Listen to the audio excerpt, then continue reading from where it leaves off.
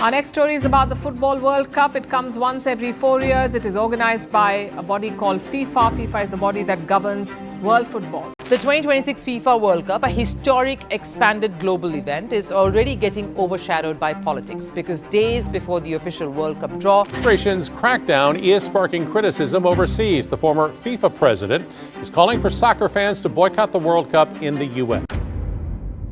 The 2026 World Cup was expected to stand as a defining moment for the United States, a tournament so vast in scale that it would stretch across an entire continent while showcasing the strength, wealth, and infrastructure of the world's most powerful sports market. For years, the event was presented as a celebration of American capability, a global spectacle that would reinforce the country's position at the center of modern sport. Stadiums worth billions of dollars, broadcast networks reaching every corner of the planet, and a sports economy unmatched in scale all seem to guarantee that the United States would dominate the tournament's structure. Yet, as preparations quietly unfolded behind closed doors, a very different story began to emerge. Beneath the polished press conferences, the confident announcements, and the billion-dollar sponsorship agreements, a slower and more complicated shift was taking shape. It did not arrive with headlines or dramatic declarations. Instead, it developed gradually through a chain of negotiations, delays, and strategic decisions that began altering the balance of influence surrounding the tournament. By the time the calendar reached the end of 2024, the outcome of those changes had already begun to reveal itself, even if few observers were ready to acknowledge it openly. What was initially expected to be a tournament firmly anchored in the United States was quietly evolving into something far more complex. The origins of that shift trace back to November of 2022, when FIFA officially confirmed that the 2026 World Cup would be hosted jointly by three nations: the United States, Canada, and Mexico. The announcement carried an air of inevitability. For the first time in the history of the competition, three countries would share hosting responsibilities. At the same time, the tournament itself would expand dramatically. Instead of the traditional 32 teams, 48 national squads would compete, pushing the total number of matches to an unprecedented 104. The event would span North America, moving across borders, time zones, and major metropolitan centers as football's biggest stage reached a scale never attempted before. Yet, even with three host nations involved, the expectation remained unmistakable. The United States, with its vast network of stadiums and its immense commercial reach, was widely assumed to be the gravitational center of the entire operation. The original tournament blueprint made that hierarchy clear. Out of the 104 matches scheduled for the competition, 60 were assigned to American host cities. Mexico was set to stage 13 games, while Canada would host just 10. The most prestigious fixtures were also designed to take place inside American venues. The World Cup final was planned for a massive stadium in the United States. Both semifinal matches were expected to be played there as well, along with several of the tournament's most important quarterfinals. The structure did not require explicit explanation. On paper, it reflected a clear balance of roles. The United States would carry the central responsibility for the tournament, while Canada and Mexico would contribute important but supporting stages. From a practical perspective, the logic seemed undeniable. American stadium infrastructure stood among the most advanced in the world. In New Jersey, MetLife Stadium offered seating for more than 82,000 spectators and had already hosted events of massive global scale. In Texas, AT&T Stadium provided another venue capable of welcoming more than 80,000 fans while delivering cutting-edge broadcast production. On the West Coast, SoFi Stadium represented the future of stadium architecture, a $5 billion complex designed to redefine the modern sports experience. Across the country, dozens of NFL arenas featured advanced technology, luxury seating, and commercial infrastructure designed specifically for enormous crowds and global television audiences. Few analysts doubted that the United States possessed the capacity to dominate the tournament's logistical framework. But as preparations moved into early 2024, the tone surrounding the project began to shift. What once appeared straightforward gradually became complicated. Several American host cities encountered delays that extended far beyond routine logistical challenges. Negotiations surrounding stadium access, operational control, and event scheduling grew unexpectedly tense. In particular, the agreements governing the use of major NFL venues began to stall as FIFA and stadium ownership groups struggled to align their commercial interests. Issues involving revenue distribution, branding control, and advertising rights turned negotiations into prolonged discussions rather than simple approvals. Those agreements were never minor details. They defined how billions of dollars in tournament revenue would be distributed, which organizations would control advertising and sponsorship visibility inside stadiums, and who would ultimately hold operational authority during match days. Without finalized contracts, large portions of the planning process could not move forward at full speed. Yet, as the months progressed through 2024, many of those critical negotiations inside the United States remained unresolved. Stadium use contracts that had once seemed routine became increasingly complex as NFL ownership groups sought to protect their commercial interests, while FIFA insisted on maintaining strict control over tournament branding and operations. What began as standard contractual discussions slowly evolved into obstacles that delayed the next phase of preparation, introducing a level of uncertainty that few observers had originally anticipated. As preparations moved deeper into 2024, the tone surrounding the tournament gradually began to shift. What had once seemed like a smooth and predictable planning process started to reveal unexpected complications. Several American host cities encountered delays that extended beyond normal logistical adjustments. Conversations surrounding stadium access, security planning, and operational authority became more complex with each passing month. Negotiations that had initially been expected to move quickly instead stretched into prolonged discussions. In particular, the agreements governing stadium use became a central point of tension as officials from FIFA attempted to align their operational requirements with the commercial priorities of multiple NFL ownership groups. What once appeared to be routine contracts gradually evolved into lengthy negotiations involving revenue rights, advertising control, and scheduling authority. Each unresolved detail slowed the planning process, and the quiet uncertainty surrounding those negotiations began to ripple outward through the broader preparation timeline. Those agreements were never simple administrative formalities. They defined how billions of dollars in tournament revenue would be distributed, who would control the visibility of global sponsors inside stadiums, and which institutions would hold operational authority once matches began. Without finalized contracts, planners could not move forward with the level of precision required for an event as massive as the World Cup. Yet, as 2024 progressed, several of those crucial negotiations inside the United States remained unfinished. Stadium access agreements between FIFA and a number of NFL stadium owners became increasingly complicated as both sides worked to protect their financial interests. Questions over revenue sharing models, commercial branding rights, and scheduling flexibility extended negotiations far longer than organizers had originally anticipated. What began as ordinary legal discussions gradually became obstacles that slowed the next phase of logistical planning. While those contractual issues continued to unfold, another challenge quietly emerged in parallel. Security frameworks that were expected to be finalized nearly 18 months before kickoff remained incomplete. Coordinating security for a global tournament spread across multiple cities required a level of cooperation between federal agencies, state governments, and local law enforcement departments that proved more difficult than expected. Each institution operated under its own procedures and jurisdictional responsibilities. Yet FIFA required a unified security framework capable of meeting strict international standards designed to protect millions of spectators, athletes, and officials. The process of aligning these different systems turned out to be far more complicated than planners had predicted. Although the delays did not immediately trigger public concern, those involved in the planning process were increasingly aware that time was becoming a critical factor. Financial uncertainty also began to enter the conversation.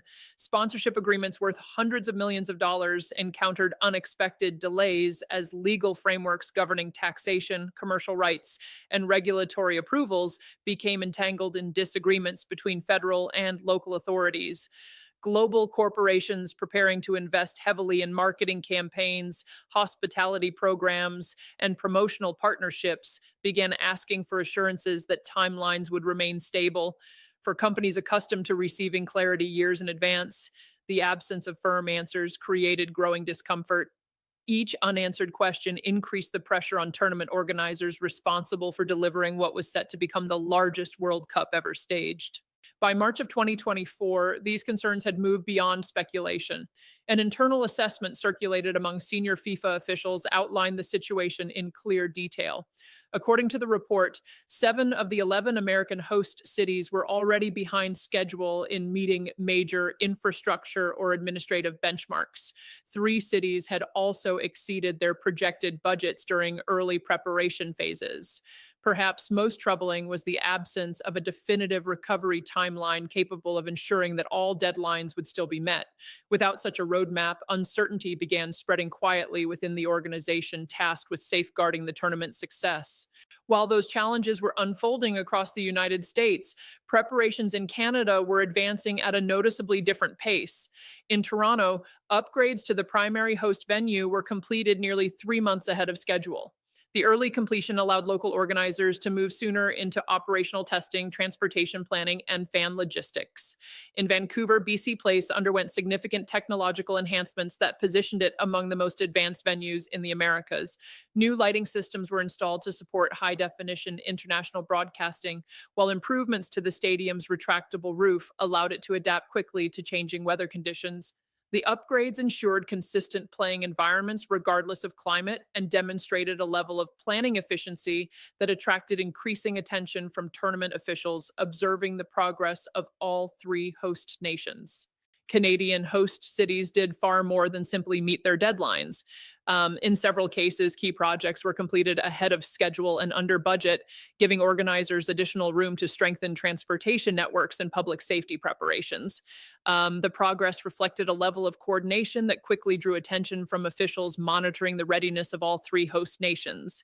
Security planning moved forward through direct collaboration between representatives of FIFA and the Royal Canadian Mounted Police, creating a centralized command structure capable of meeting international tournament standards without extended negotiation. Federal and provincial governments aligned their efforts closely, synchronizing crowd management strategies, emergency response systems, and urban transportation upgrades designed to move tens of thousands of spectators efficiently through city centers. By maintaining consistent communication between agencies and focusing on clear timelines, Canadian organizers steadily built confidence that their venues would be ready well before the tournament arrived. Mexico advanced with the same sense of urgency, supported by a unique advantage: experience. Having hosted the World Cup twice before, in 1970 and again in 1986, the country carried a deep understanding of the logistical demands involved in staging football's biggest event. That experience became visible in the pace of preparations. In Mexico City, the historic Estadio Azteca underwent an extensive modernization effort that carefully preserved its legendary identity while integrating modern infrastructure and technology. Updated seating arrangements improved spectator comfort, while immersive digital systems were installed to enhance the matchday atmosphere for a new generation of fans.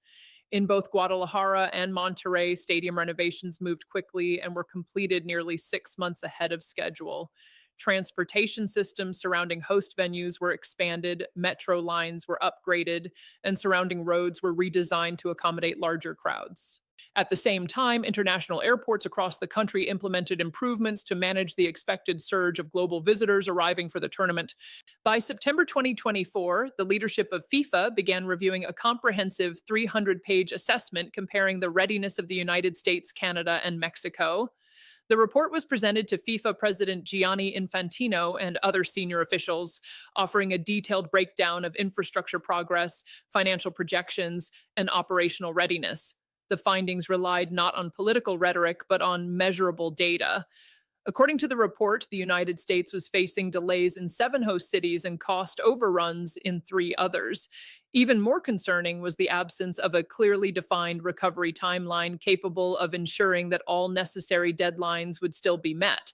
Canada, by contrast, remained on track across nearly every category, with some projects already completed ahead of schedule. Mexico had not only met its targets, but had exceeded them in several areas, demonstrating the potential capacity to take on additional responsibilities if required. At that stage, the conversation inside FIFA began shifting in a significant way. The debate was no longer centered on prestige or national reputation. The organization was responsible for overseeing a global tournament worth billions of dollars and watched by billions of viewers across every continent. Sponsors required certainty in order to activate their marketing campaigns. Broadcasters demanded fixed schedules to coordinate international coverage. Any disruption caused by incomplete infrastructure or last minute improvisation could threaten the stability of the entire event.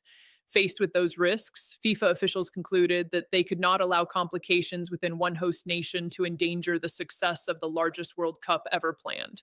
Between October and December of 2024, a series of private meetings took place involving FIFA leadership and representatives from the United States, Canada, and Mexico. The discussions were highly detailed and often technical, focusing on risk assessments, financial guarantees, and the distribution of operational authority across the tournament. Every participant understood the magnitude of the decisions under consideration. Billions of dollars in commercial partnerships, broadcasting agreements, and tourism revenue depended on how those negotiations would unfold. By the time those meetings concluded, a historic restructuring had quietly taken shape. The United States, which had originally been assigned 60 matches, would now host 48. 12 fixtures were reassigned elsewhere within the tournament schedule.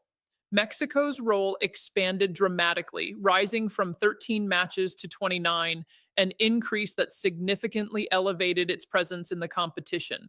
Canada experienced an even greater transformation, with its allocation growing from 10 matches to 27, nearly tripling its original share of the tournament. The changes went far beyond a simple adjustment on a spreadsheet. They reshaped the competitive and symbolic center of the World Cup itself. Several knockout stage fixtures, the games that often define tournaments and create football legends, were reassigned to stadiums in Canada and Mexico rather than remaining exclusively in American venues. The redistribution reflected a practical calculation about readiness, but it also carried deeper symbolic meaning. The center of gravity for the 2026 World Cup was no longer fixed in one country. Instead, it was shifting across the continent, transforming the tournament into a far more balanced North American event. Behind all of these decisions lay a complex network of agreements that defined how the tournament would function. The contracts connected to the 2026 World Cup were never simple administrative documents. They established how billions of dollars in revenue would flow between partners, how international sponsors would display their branding inside stadiums, and which institutions would control day-to-day operations once the opening whistle blew. Every clause shaped the structure of a global enterprise involving dozens of cities and millions of spectators. Yet while Canada and Mexico continued progressing steadily, many of those agreements within the United States remained unresolved. Negotiations surrounding stadium access, particularly those involving NFL ownership groups, grew increasingly complicated as debates over revenue distribution, advertising control, and scheduling authority continued to stretch on. Conversations that once appeared routine evolved into prolonged disputes, and each delay created ripple effects that pushed planning deadlines further into the future. At the same time, security coordination involving federal agencies, state authorities, and local law enforcement proved more difficult than expected as planners attempted to align domestic procedures with FIFA's international standards. Financial questions also added pressure to the process. Sponsorship packages worth hundreds of millions of dollars faced delays as regulatory frameworks involving taxation, commercial rights, and municipal approvals became tangled in policy differences between levels of government. Global brands preparing major marketing campaigns began requesting clear assurances that the timeline for the tournament would remain intact. Each unanswered question increased the urgency within planning committees responsible for delivering the largest sporting event ever organized. By the time those issues were formally documented in early 2024, 7 of the 11 American host cities had already fallen behind important preparation benchmarks. 3 cities had exceeded their projected budgets, and the absence of a clear recovery roadmap raised concerns about whether all deadlines could still be met. Meanwhile, in Canada, venues such as BC Place and stadium upgrades in Toronto continued progressing smoothly. Projects were completed earlier than expected, providing additional flexibility for improvements in transportation systems and security infrastructure. In contrast to the uncertainty emerging elsewhere, Canadian preparations reflected steady coordination and disciplined planning, reinforcing the growing perception that the balance of readiness across the three host nations was gradually shifting. As preparations for the 2026 tournament continued, Canada's approach to security coordination began drawing quiet attention from officials monitoring progress across North America. FIFA's safety requirements for an event of this magnitude are extraordinarily complex, involving thousands of personnel, multiple layers of intelligence sharing, and coordinated responses across transportation systems, stadium infrastructure, and urban centers expected to host millions of visitors. In Canada, those requirements were addressed through a unified national strategy. FIFA officials worked directly with the Royal Canadian Mounted Police, while federal and provincial authorities aligned their responsibilities early in the process. Transportation upgrades, crowd management systems, and emergency response frameworks were synchronized well in advance of critical deadlines. The process did not generate dramatic headlines, but within planning circles, it signaled something far more important: reliability. Every completed milestone reinforced the perception that Canada possessed the organizational discipline required to assume a larger role if circumstances demanded it.